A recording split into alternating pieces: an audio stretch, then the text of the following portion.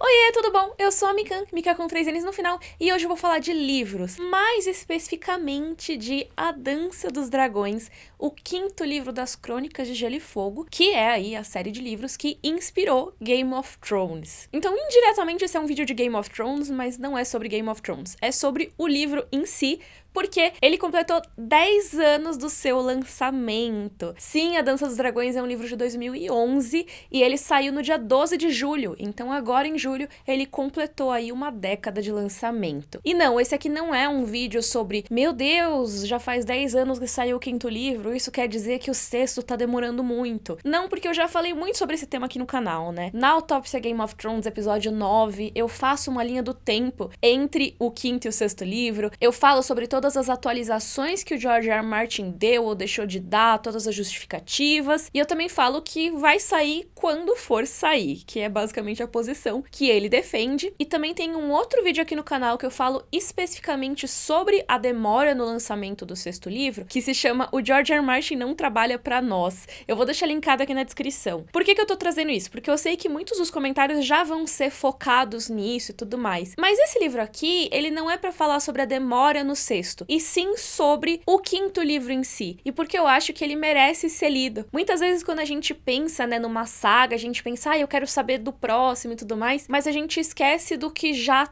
tem e do que pode ser aproveitado. E eu acho que o quarto e o quinto livros, eles caem muito nisso no fandom das Crônicas de Gelo e Fogo. Inclusive da minha parte, eu lembro que quando eu comecei a curtir esses livros, eu dava uma ignorada no quarto e no quinto. Eu falava, o terceiro é o meu preferido e eu não gosto do quarto e do quinto. Hoje em dia isso mudou bastante. Eu ainda amo muito o terceiro livro, mas eu aprendi a valorizar muito mais esses livros posteriores, que são O Festim dos Corvos e A Dança dos Dragões.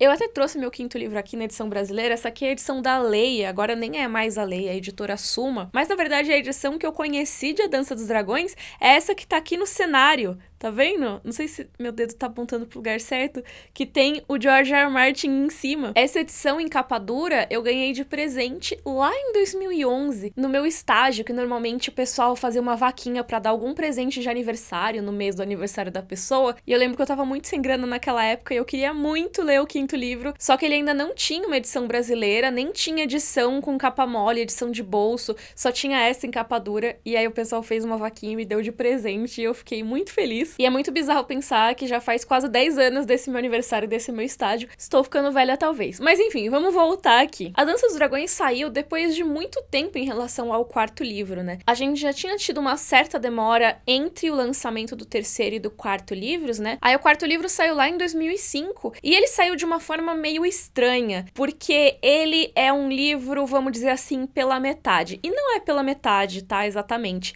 Eu acho que as partes temáticas funcionam muito bem e tal, mas pensando na estrutura dos livros anteriores das Crônicas de Gelo e Fogo, ele faz uma divisão. O quarto e o quinto livros, eles se completam. Eles são histórias que se passam praticamente simultaneamente, tem algumas coisas que convergem ali no final do quinto livro e tal, mas a ideia é uma divisão geográfica, porque as Crônicas de Gelo e Fogo funcionam com capítulos de ponto de vista, né? Normalmente você tem o capítulo contado por aquele personagem. Então você vai ter o capítulo do Bran Stark, você vai ter o capítulo do Tyrion Lannister, você vai ter o capítulo do Victarion Greyjoy, e o personagem vai meio que mostrar o que tá acontecendo no lugar onde ele tá fisicamente. O que aconteceu no quarto livro é que o George R. R. Martin decidiu mostrar só uma parte dos personagens, uma parte dos pontos de vista, o que resultou em uma limitação mais geográfica, né? Ele focou muito mais em Westeros e mais pro sul de Westeros, na verdade. Então personagens como Jon Snow, o núcleo da muralha e tudo mais,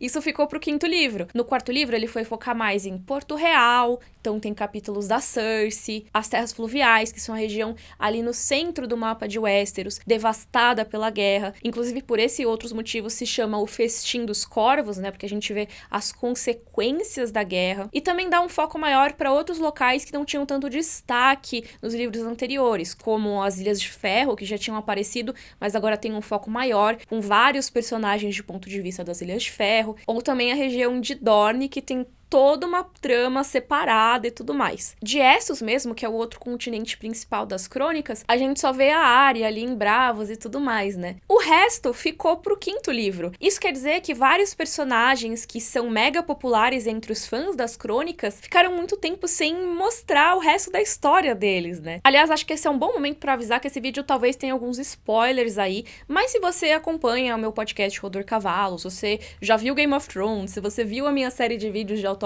Game of Thrones, acho que você tá a salvo por aqui. Mas então, você pega um personagem como Tyrion, que terminou o terceiro livro matando o pai dele e saindo de Porto Real. E agora, o que aconteceu com ele? Pois é, então, os fãs que estavam acompanhando na época do lançamento tiveram que esperar praticamente a década de 2000 inteira pra saber o que acontecia com o Tyrion depois. Daenerys, mesma coisa, não aparece no Festim dos Corvos. Jon Snow também, praticamente nada sobre ele no Festim. E o Festim trouxe esses personagens que eu falei aí, das Ilhas de Ferro, de Dorne, que as pessoas ficaram, eita, o que tá acontecendo aqui? Cadê meu Jon Snow? Cadê minha Daenerys? O quinto livro trouxe de volta esses personagens mais populares e também deu um arremate no que tava faltando, né? Tanto que uma ordem popular de leitura é pegar o quarto e o quinto livros e fazer uma leitura simultânea dos dois, né? Pegar e alternar capítulos entre eles, tem guias que falam sobre que ordem você deveria ler, porque às vezes uma coisa que acontece no livro é complementada por algo que aconteceu no capítulo do outro livro. É bem interessante, eu ainda não fiz esse tipo de leitura, mas eu já vi algumas pessoas que leram e curtiram, acharam legal. Quem sabe agora, quando for reler pro Rodor Cavalo, eu faço essa leitura. De qualquer forma, eu achei que era importante colocar aí como o quarto e o quinto livro interagem. E outra coisa que eu gostaria de trazer nesse vídeo é um motivo para ler o quinto livro e o quarto também, mesmo se você já tiver visto Game of Thrones. Porque assim, uma coisa que se discute muito sobre Game of Thrones é, e a série passou os livros, então eu gostaria de ler os livros para saber o que aconteceu, mas o sexto livro não sai nunca, então eu nunca vou saber o final. Mas a questão é que mesmo o quarto e o quinto livros já são histórias drasticamente diferentes da série. Como eu falei no episódio 9 da autópsia, Game of Thrones começou a se diferenciar muito das crônicas de Gelo e Fogo ao longo das temporadas, até uma hora que nem dava mais para as tramas se reencontrarem direito. E uma das minhas hipóteses pro final da série é que eles tentaram trazer elementos que vão acontecer no final dos livros, mas que não se encaixaram no desenvolvimento que eles tinham levado na série. E eu acho que boa parte das diferenças mais drásticas da adaptação estão na forma que eles trouxeram o quarto e o quinto livros pra TV. Porque apesar de já ter muita diferença entre a forma que adaptaram o segundo livro, o terceiro livro, você ainda tem alguns elementos que são cruciais que estão lá. Por exemplo, o casamento vermelho, a morte do Joffrey, a Arya ir pra Bravos, o Tyrion matar o Tywin, a conquista da Baía dos Escravos. Tudo isso você tem, de certa forma, na série. Mesmo se os desenvolvimentos forem diferentes, coisas menores forem diferentes e tudo mais, você tem isso lá. Mas quando você vai pegar o quarto e o quinto livros, você vê que muita coisa foi deixada de lado na hora da adaptação. Muita coisa foi cortada, muita coisa foi simplificada ao extremo. Personagens de ponto de vista inteiros foram cortados da série. Por exemplo, o Quentyn Martell, que é um dos personagens que estão no quinto livro, que é um príncipe dornês que recebe a missão de atravessar o mundo para encontrar com a Daenerys e pedi-la em casamento. Esse personagem não tá na série. Nem a irmã dele, a Arianne Martell, que é uma personagem de ponto de vista do quarto livro. Então, muito do que a gente viu de Dorne em Game of Thrones é uma simplificação extrema do que a gente tem no livro. O próprio arco da Daenerys em Meereen, que é uma coisa que até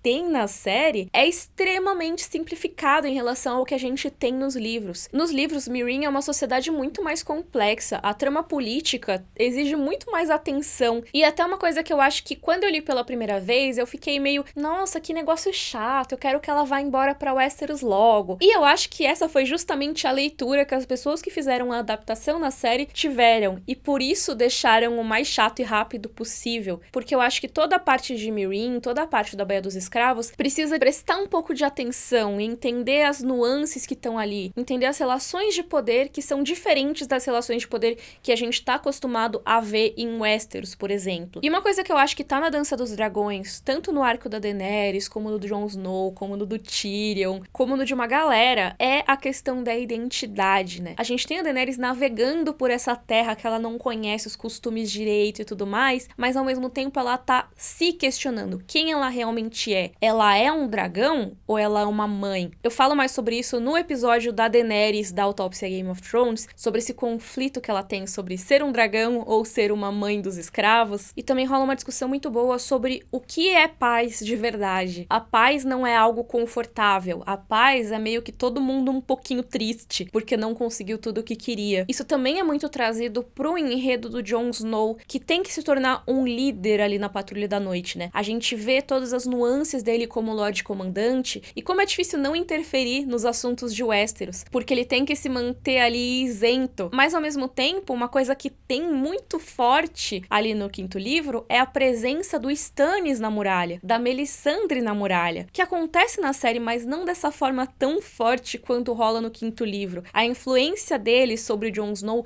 é muito maior. Inclusive, toda a trama do núcleo do Stannis no quinto livro é muito interessante. Você tem o Davos tentando conseguir o apoio da casa Manderly, por exemplo, que é uma casa que ficou praticamente de fora da série. Se apareceu foi de um jeito que não tem nada a ver com o que rola no livro. Você tem as tramóias ali do Lord Manderly, do Norte se lembra, que vão repercutir na estadia da casa Bolton ali em Winterfell. Você tem toda uma trama que é muito da hora, que são várias casas nortenhas, junto com os Bolton e os Frey lá no norte, com tempestades de neve rolando, o Stannis ali perto, que eles vão ter que enfrentar em algum momento, e um querendo apunhalar o outro pelas costas. Enquanto isso, assassinatos começam a acontecer, ninguém entende nada. Você tem lá no meio o Theon, que tá transformado em Rick, né? Essa é uma coisa que foi adaptada pra série, né? Mas a gente tem ali o conflito de identidade mesmo. Theon, Rick, os capítulos de ponto de vista normalmente tem o nome do personagem no seu título, né? E o título dado pra esse personagem não é Theon Greyjoy, é Fedor, Rick. Outro personagem que tá com uma crise de identidade absurda no quinto livro é o Tyrion. Ele tá nessa espiral de autodepreciação dele. Como eu falei, o Tyrion é um personagem que é drasticamente diferente depois do fim do terceiro livro, e isso não foi adaptado pra série. A dissonância entre o Tyrion do livro e o Tyrion da série é um negócio absurdo. E além de toda essa coisa da identidade dele, que é uma coisa que é difícil de ler, você tem uma trama que foi cortada da série também, que envolve um plano do Varys com o Illyrio, personagens novos, um exército que até aparece na série, que é a Companhia Dourada, mas que é usado de uma forma completamente diferente. E as coisas que são mostradas nessas descobertas do Tyrion e nessas revelações de mais detalhes do plano do Varys, essas informações mudam completamente algumas coisas que a gente pensava sobre os livros anteriores e abrem muita brecha para teorias, para análises. Tem os capítulos do Bran, que são poucos até nesse livro, né, mas que são muito importantes. Então, assim, tudo isso para dizer que o quinto livro, A Dança dos Dragões, tem muita coisa que não foi adaptada para a série. Mesmo se tiverem adaptado uma parte mais factual, não adaptaram praticamente nada do conflito de identidade, do conflito de propósito que você vai ter nesses capítulos do quinto livro. Eu sei que é frustrante esperar pelo sexto livro, pela continuação da história, mas eu realmente acho que quem tá esperando o sexto e ainda não leu os livros, deveria muito pegar e ler. E quem já leu os livros e tá esperando o sexto, deveria voltar e reler o quinto livro, porque eu acho que a gente tem muita coisa pra discutir a respeito dele ainda. Lógico, talvez você seja aquela pessoa que já releu 15 vezes e tudo mais. E aí eu gosto muito de um meme que é quando as pessoas estão no Twitter falando, George R. R. Martin demora muito, não sei o quê. Normalmente tem alguém que fala, por favor, leia outro livro. Porque também é isso, né? Eu acho que a gente tem muito pra ler nessa vida. Então, se você já releu A Dança dos Dragões, você acha que você já absorveu tudo o que precisa desse livro, dá pra partir pra outras histórias, dá pra discutir outras coisas. E eu não acho que a espera pelo sexto livro diminua o quinto de forma alguma, sabe? É óbvio que eu gostaria de estar lendo o sexto livro agora, mas eu acho que a gente ainda tem muito a aproveitar dos 5 primeiros. Meio que por isso que eu quis trazer esse vídeo. Se vocês forem reparar, é bem uma conversa mesmo, é só eu exaltando que o quinto livro existe. Não quis entrar a fundo em nenhuma parte específica dele, mas se vocês quiserem, eu posso fazer aqui no canal. Comentem aqui embaixo o que vocês gostariam de saber a respeito do quinto livro, que pontos que vocês gostariam que fossem discutidos e tudo mais. Quem sabe a gente não entra um pouco mais nisso, né? E eu queria que vocês comentassem também se vocês já leram o quinto livro e, mais importante, se vocês já leram, se vocês já releram o quinto livro, porque realmente depois de reler há uns anos, a minha ideia dele mudou muito. Se você gostou, por favor, curte o vídeo, assina o canal. Um beijo e até a próxima. Tchau, tchau.